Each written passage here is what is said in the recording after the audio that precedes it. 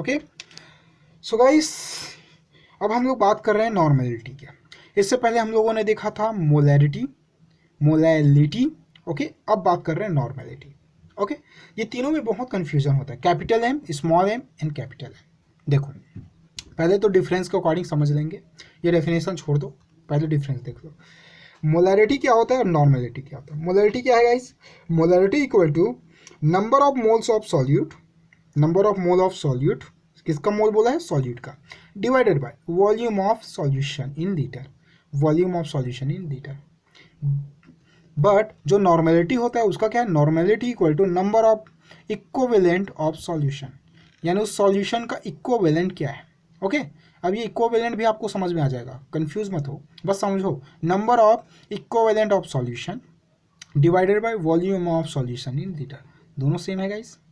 Number of मोल की जगह यहाँ पे क्या पुट कर दिया हम लोगों ने? इक्विवेलेंट। बाकी तो मोलैरिटी जैसा ही है, ठीक है। देखो शॉर्ट फॉर्मूला होता है, मोलैरिटी को रिप्रेजेंट करते हैं कैपिटल एम से, तो capital M equal to molar divided by, यानी molarity divided by litre. Okay, mole per litre क्या है? ये यूनिट है। ओके, कंफ्यूज नहीं, ये यूनिट है उसका, यूनिट गाइस। यूनिट क्या है? कैपिटल एम का, यानी मोलैरिटी का मोल पर लीटर, जबकि नॉर्मेलिटी को रिप्रेजेंट करते हैं कैपिटल एन से, और इसका फॉर्मूला होता है इक्विवेलेंट पर लीटर। ओके सो इसका एक और यूनिट है, इसको और नेम से जानते हैं, कैपिटल एम भी बोल सकते हैं, मोलर भी बोल सकते हैं, ठीक है। मोलर, मोलर नहीं, मोलर और मोल पर लीटर बोलते हैं। नॉर्मेलिटी को वैसे ही कैपिटल एन भी नॉर्मल से और इक्विवेलेंट पर लीटर से भी शो ऑफ करते हैं। ये शो करने का तरीका, आपको इक्वेशन में कोई भी एक एंगल दे सकता है, कैपिटल एम दे सकता है, मोलर दे सकता है, मोल पर लीटर दे सकते हैं, या एन दे सकता है, कैपिटल एन नॉर्मल दे सकता है, या इक्विवेलेंट पर लीटर दे सकता है, कुछ भी दे सकता है।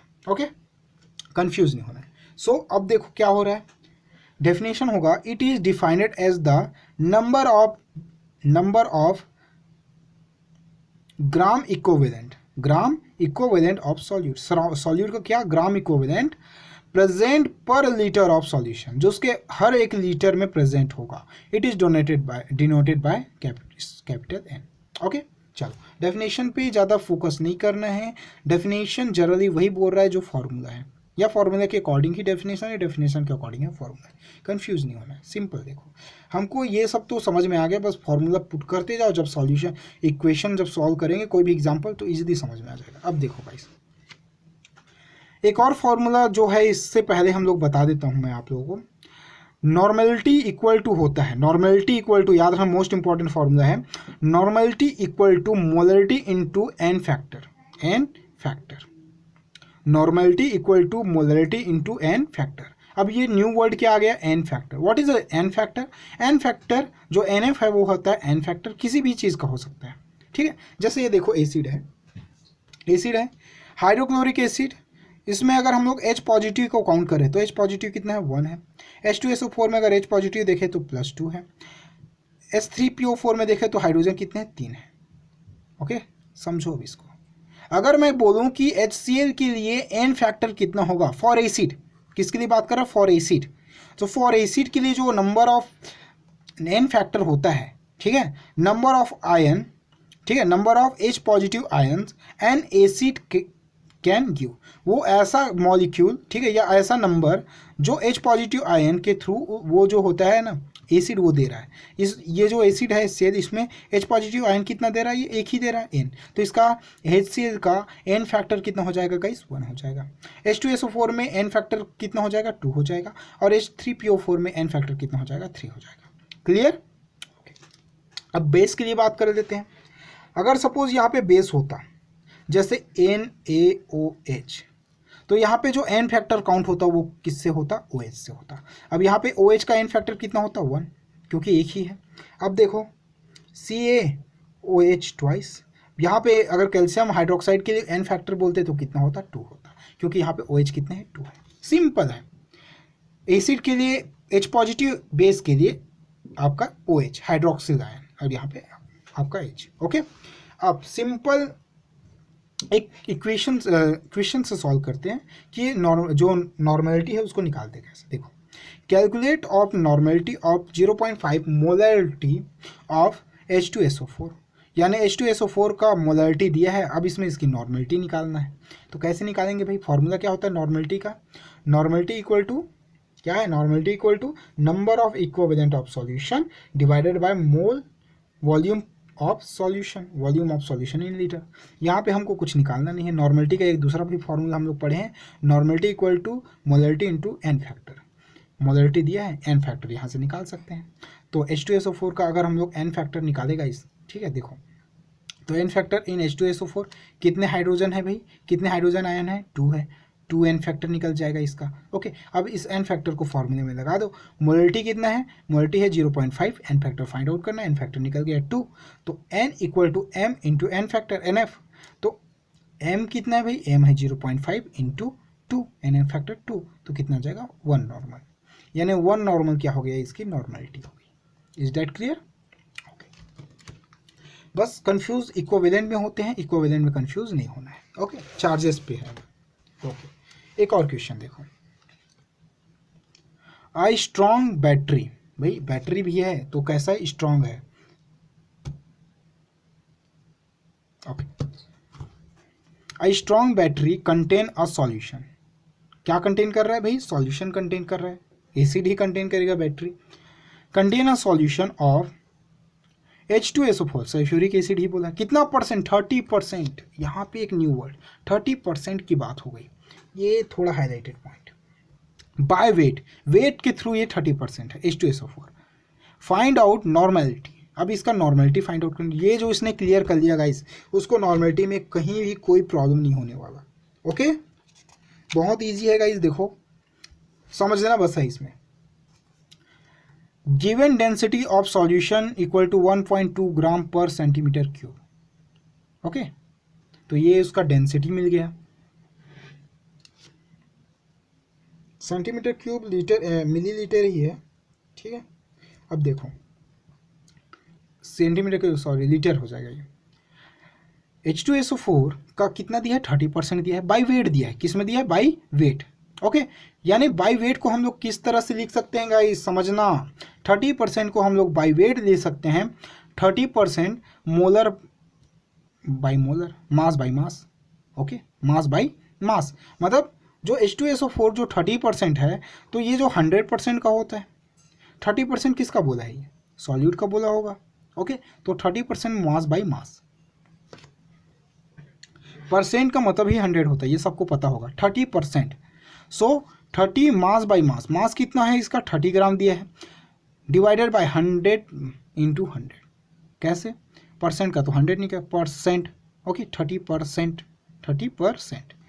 ओके, तो हमको H2SO4 में ये पता चल गया कि 30% क्या है, कि 100 ग्राम जो सॉल्यूशन है उसमें 30%, जो 30 है ग्राम है वो क्या है, सॉल्यूट है, और ये उसका परसेंटेज है। ओके, तो ये हो गया एक सॉल्यूट का।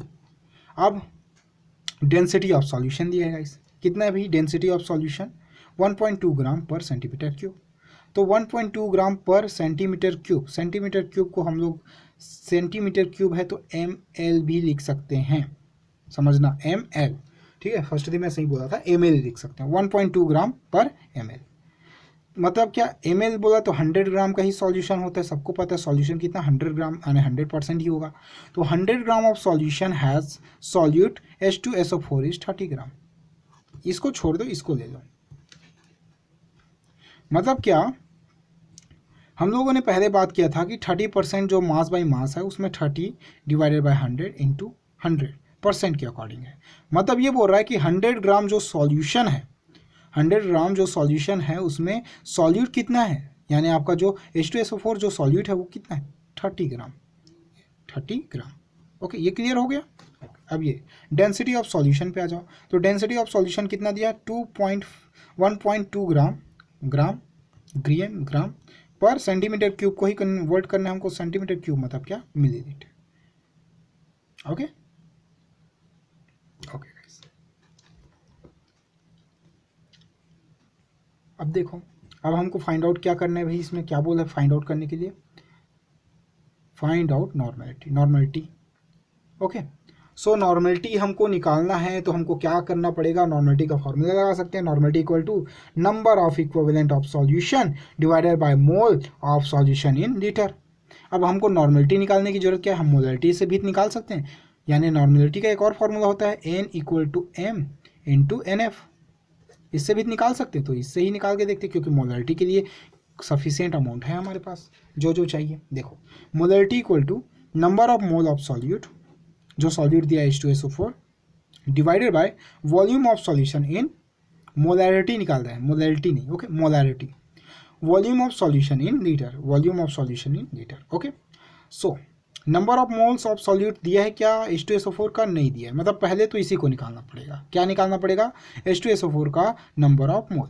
तो गाइस H2SO4 का नंबर ऑफ मोल निकालेंगे तो इसका होता है नॉर्मलिटी, यानी number of mole equal to given mass divided by molar mass, ठीक है। अब इसको एक साथ निकाल रहे हैं, ठीक है, इसको क्या कर रहे हैं हम लोग, एक साथ निकाल रहे हैं, कंफ्यूज नहीं होना है, ओके। देखो गिवन मास किसके लिए है, number of mole of solute के लिए है। अब सबको एक साथ हौच पौच कर रहे हैं, given mass divided by molar mass, ठीक है, divided by volume of solution in litre, volume of solution in litre. देखो H2SO4 का गिवन मास कितना है, 30 ग्राम, निकाल दिया ना, 30 gram divided by molar mass, H2SO4 का मोलार मास निकालते हैं। चलो देखो H2SO4 का मोलार मास कितना होगा, H कितने हैं 1 इंटू कितने हैं भाई 2 है, प्लस सल्फर का कितना होता है 32 होता है, प्लस ऑक्सीजन का कितना होता है भाई 16 होता है, इंटू कितने हैं भाई 4 है, ओके गाइस। जब इसको सॉल्व करोगे देखो 6 4 10 10 टू 12 12 टू 14 14 का ओके मल्टीप्लाई करना है अभी, तो ये हो जाएगा 2 प्लस 32 प्लस 16 4 जा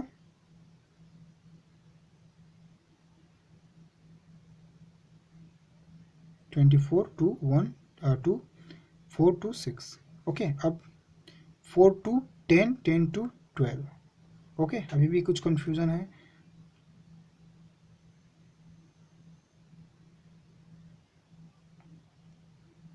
ओके 6 तो ये हो गया, 32 ये हो गया, 2 का 2 ये हो गया, तो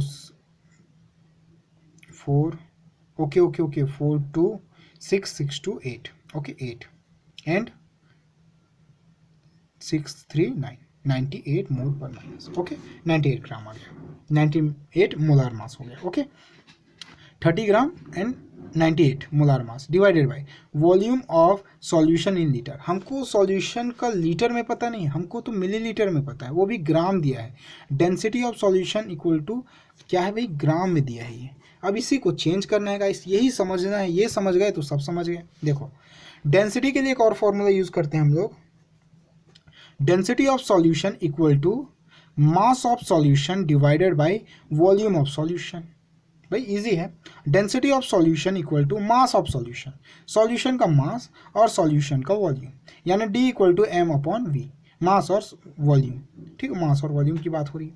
डेंसिटी पता है हमको क्या निकालना है, भी मास निकालना है ना, यहाँ पे क्या बोला, वॉल्यूम ऑफ सॉल्यूशन निकालना है, बाकी हमको निकाल चुके हैं, ओके। सो इसको रोक के बाकी सब निकाल दे। डेंसिटी ऑफ सॉल्यूशन दिया या 1.2 ग्राम ml-1, यानी मिलीलीटर, डिवाइडेड है ऊपर लाएंगे तो -1 लग जाएगा, okay. 1.2 gram ml-1 equal to 100 gram. 100 gram क्या है गाइस, 100 ग्राम यहाँ पे दिया है mass of solution, mass of solution 100 gram कहाँ से आ गया, तो हमको ये पता है कि जो सॉल्यूशन है वो तो 100 ग्राम में ही है ना। कैसे, देखो भाई 30% ये दिया है सॉल्यूट का, 30%, 70% सॉल्वेंट होगा, दोनों को जोड़ोगे तो 100 ये दिया है ना, 100 ग्राम, ये तो क्या है सॉल्यूशन का ही है ना, तो सॉल्यूशन का क्या आ गया 100 ग्राम, ओके। सॉल्यूशन हो गया गाइस आपका बेसिकली सॉल्यूशन, ओके। सॉल्यूशन का देखो 1.2 100 ग्राम सॉल्यूशन हो गया divided by volume of solution. Volume of solution पता है क्या, नहीं पता, यही तो निकालना है। इसको यहाँ पे लेके जाओगे, यहाँ पे मल्टीप्लाई हो जाएगा, यहाँ पे डिवाइड हो जाएगा, उससे डायरेक्ट एक साथ काट दो, ग्राम ग्राम कट गया, 1.2 है, यहाँ पे 100 है, डिवाइड करोगे इसको तो ये हो जाएगा 100 डिवाइडेड 1.2 मोल -1, तो ये चला जाएगा आपका मिलीलीटर्स के फॉर्म में, ml ऊपर, तो ये कंफ्यूज नहीं है, यूनिट को छोड़ दो अभी, 100 1.2 है। ओके, तो 100, ओके गाइस देखो ध्यान से, 100 डिवाइडेड बाय 1.2 इंटू, भाई लीटर में है तो किस में चेंज करेंगे हम लोग, 1000 में, यानी लीटर में चेंज करना है हमको। ये किस में है, मिलीलीटर में। मिलीलीटर को जब लीटर में चेंज करेंगे किसके साथ मल्टीप्लाई करेंगे, 1000 के साथ। ओके, तो 1.2 इंटू 1000, 1.2 इंटू 1000 तो कितना हो जाएगा, ये कट जाएगा इसके साथ, तो ये बेसिकली बन जाएगा इसका लीटर में सॉल्यूट। ओके, लीटर में वॉल्यूम पता चल जाएगा सॉल्यूशन का। Okay guys, so molarity equal to, भाई इतना वॉल्यूम आ गया, वॉल्यूम को यहीं पे पुट कर दो, बाकी सॉल्यूशन वहीं देख लेंगे। तो 100 डिवाइडेड बाय 1.2 इंटू 1000, 100 वन जा और ये 10 जा, यानी 1.2 इंटू 10 कितना आ जाएगा भाई, 1 पॉइंट इधर है 12 बच जाएगा। ओके, तो 12 और इधर बच गया आपका 98। जब इसको सॉल्व करोगे गाइस तो ये आएगा 0.30, ओके, डिवाइडेड बाय 0.08। अब इसको सॉल्व करोगे तो लास्ट में आपका आएगा 3.75 मोल per litre. Okay, mole per litre क्या आ गया, उसका मोलैरिटी आ गया, यानी मोलैरिटी कितना आया, 3.75। अब इस मोलैरिटी से हमको क्या निकालना है, नॉर्मलिटी। फॉर्मूला इजी है, number normality equal to molarity into N, आपका क्या है, एन फैक्टर। एन फैक्टर निकालने के लिए क्या करना पड़ेगा, हमको जाना पड़ेगा उसके एसिड में। एसिड क्या है, H2SO4 है, तो एसिड में एन फैक्टर कितना होगा, हाइड्रोजन कितने हैं, 2 है, तो एन फैक्टर कितना हो गया, 2। अब नॉर्मलिटी है 3.75 इंटू 2 से जब मल्टीप्लाई करोगे तो 7.5 क्या आ जाएगा, इसका नॉर्मलिटी आ जाएगा। इक्विवेलेंट पर लीटर लिखो और क्या लिख सकते हैं, नॉर्मल लिखो या फिर एन लिख दो। ओके, तो ये आया 7.5 ग्राम।